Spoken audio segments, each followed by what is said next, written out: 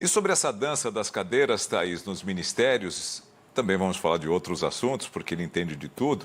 O ex-ministro Ciro Gomes conversa com a gente agora. Ex-ministro, ou vou chamar de ministro, né, que é mais simples. Muito boa tarde ao senhor, muito obrigado Boa por nos tarde. atender. Boa tarde, Nelson. Boa tarde, Thaís. Boa tarde a todos os assinantes da nossa Band News. Eu queria começar com o senhor exatamente sobre essa questão da dança das cadeiras, esse toma lá da cá. Eu só me permitiam só me alongar um pouquinho. O ex-presidente Michel Temer falou ao Canal Livre aqui do Grupo Bandeirantes nesse final de semana, dizendo que isso não é um toma lá da cá, isso é uma questão política mesmo, isso é um acordo político, faz parte exatamente você trazer gente que podem te ajudar, que podem te apoiar. Realmente é isso ou é um toma lá da cá?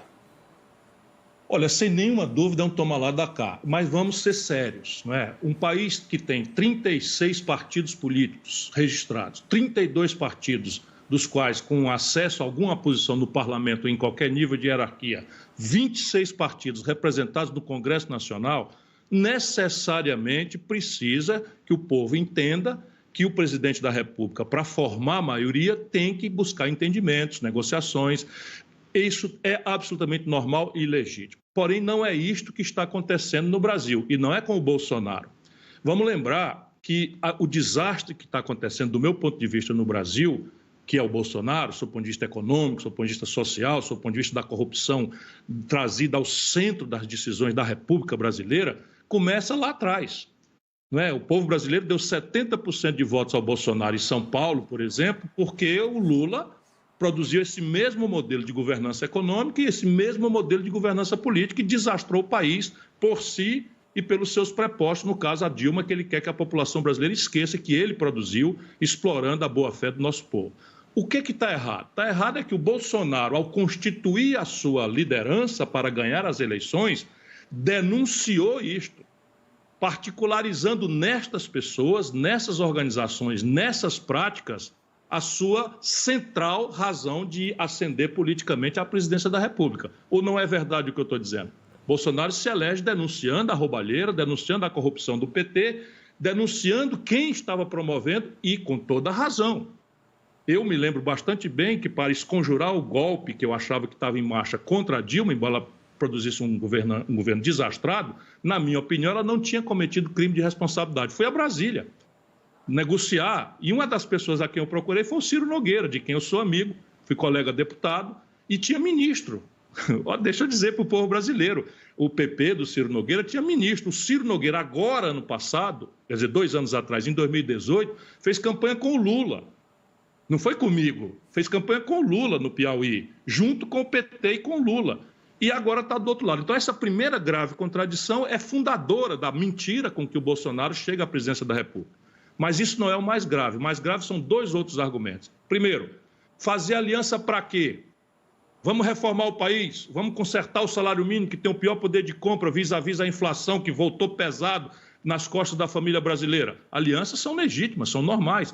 Vamos mudar o sistema de impostos no Brasil, que é o mais perverso, injusto, ineficiente, só cobra imposto de pobre, não cobra imposto dos super ricos, etc. A aliança é necessária. Bolsonaro não está fazendo aliança para nenhuma reforma do país. Está fazendo aliança para se perpetuar no poder e tentar impedir o impeachment e as punições derivadas de uma CPI que já evidenciou para o povo brasileiro que ele é um governo corrupto, que roubou na vacina, numa tragédia que matou quase mais de 500 mil de brasileiros. Segundo, qual é a linguagem desse entendimento?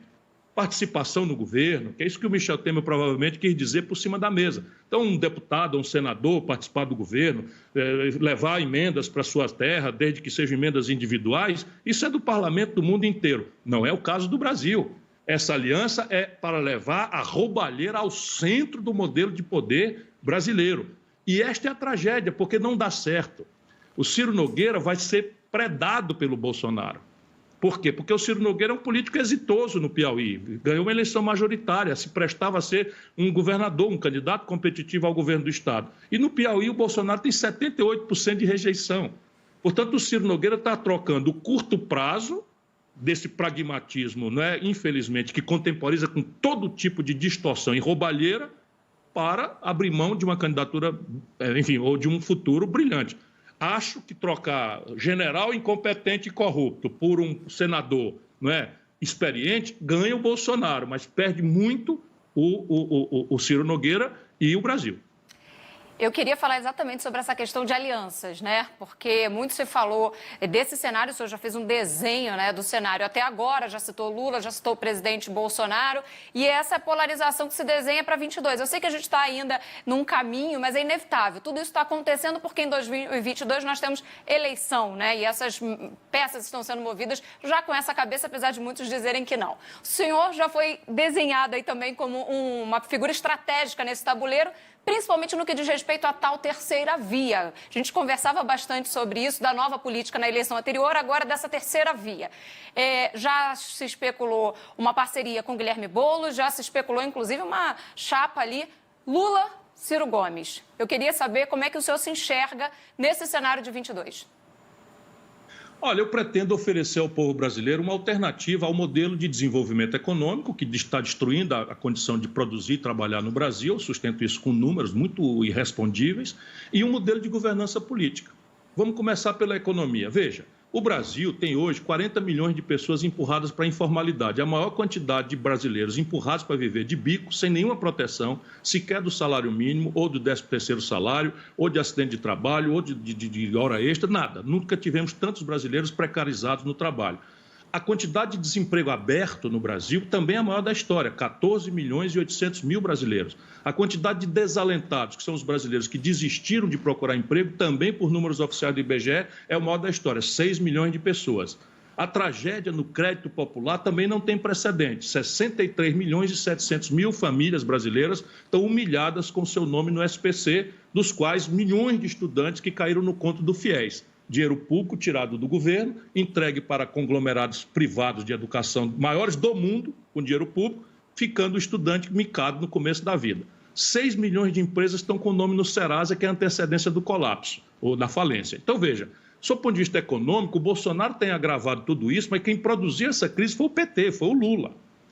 Isso é uma memória que o povo brasileiro vai recuperar no debate real que vai começar a acontecer, que nós estamos há 15 meses da eleição.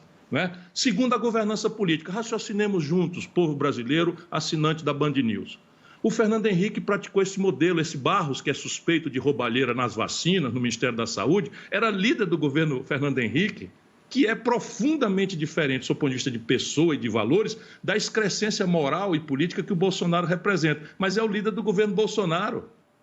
O líder do governo Fernando Henrique é o mesmo homem, líder do governo Bolsonaro, foi ministro da Saúde do Temer, foi vice-líder do Lula e vice-líder da Dilma. O PSDB nunca mais ganhou uma eleição nacional do desastre do Fernando Henrique para cá. O Collor, que governou com essa gente, foi impedido. O Lula foi bater na cadeia, que governou com essa gente. Loteou a Petrobras. Não dá para fazer de conta que isso não aconteceu. Não é? O Sérgio Machado devolveu milhões de reais. O Palocci devolveu 100 milhões de reais. Era braço direito do Lula. Fazer de conta que isso não aconteceu é insultar a inteligência, mais do que isso, o sofrimento do povo brasileiro. Portanto, o modelo de governança política no Brasil, que parece pragmático no curto prazo, está aí a opinião do Michel Temer, que não teve condição de se disputar a reeleição, a Dilma foi impedida, é um governo certo de fracasso, como o Bolsonaro, que está se desmoralizando.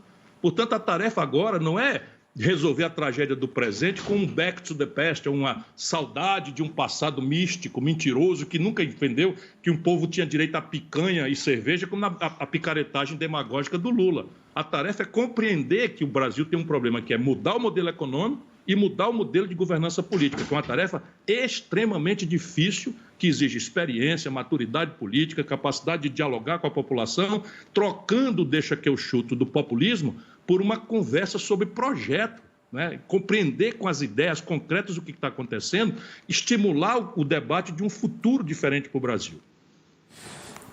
Professor, doutor Ciro Gomes, eu queria tocar agora no senhor um detalhe, né? Foi bom a Thaís puxar esse assunto da terceira via. O senhor é sempre um nome que está na boca da população. Não há como negar isso. Sempre que uma eleição aparece, sempre se fala no nome de Ciro Gomes. E aí, na hora H, o nome de Ciro Gomes fica no caminho. O que leva as pessoas a não levar o senhor para um segundo turno, a levar o senhor a uma vitória? Seria a forma como o senhor se expressa? Algumas pessoas acham que são retóricas. Como o senhor identifica esse problema para tentar resolver agora e, quem sabe, mesmo ser uma terceira via? Olha, eu sou um penetra nesse jogo de brancos e de elite poderosa e endinheirada, não é, que replica o mesmo modelo.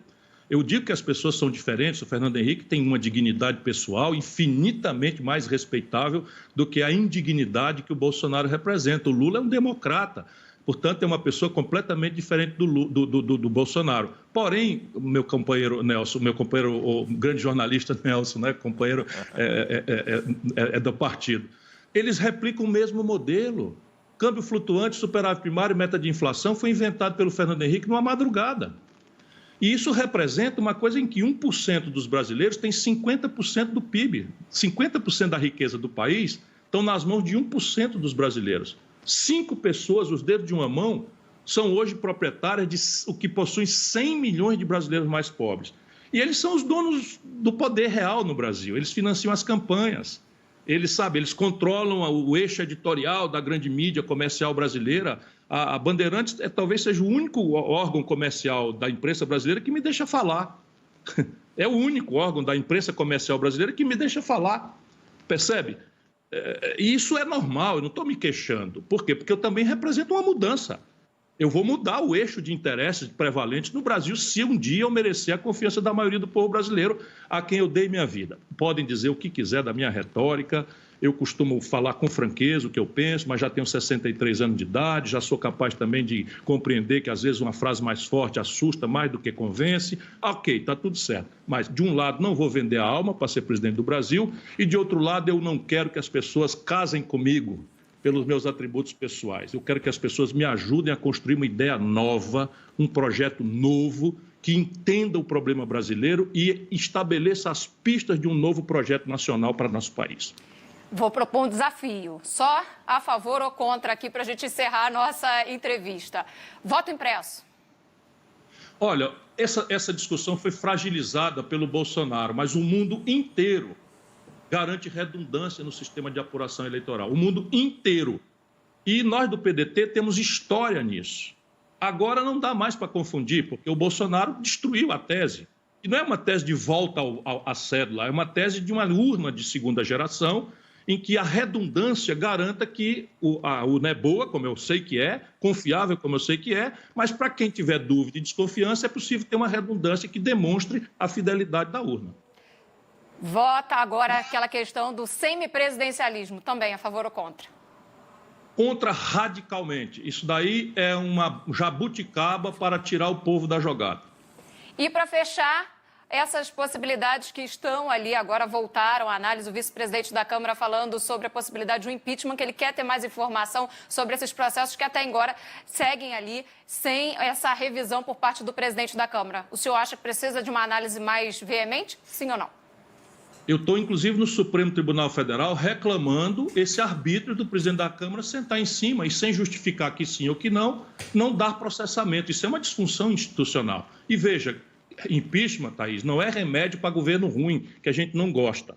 Impeachment é a única punição que se atribui no presidencialismo pelo cometimento doloso, ou seja, de caso pensado, de crime de responsabilidade pelo presidente da República. E o Bolsonaro é um criminoso quanto mais. Eu assinei 3 pedidos de impeachment. Ciro Gomes, muito obrigado mais uma vez por nos atender aqui no Band News. Sempre muito bom conversar com o senhor. E espero vê-los, já que o senhor falou que o Grupo Bandeirantes lhe dá a oportunidade de falar. Conte com a gente sempre. Assim que tiver oportunidade, aqui as portas estão abertas, os microfones também. Um abraço, boa tarde. Muito obrigado, Nelson. Thaís, se cuida. Um abraço, senhor.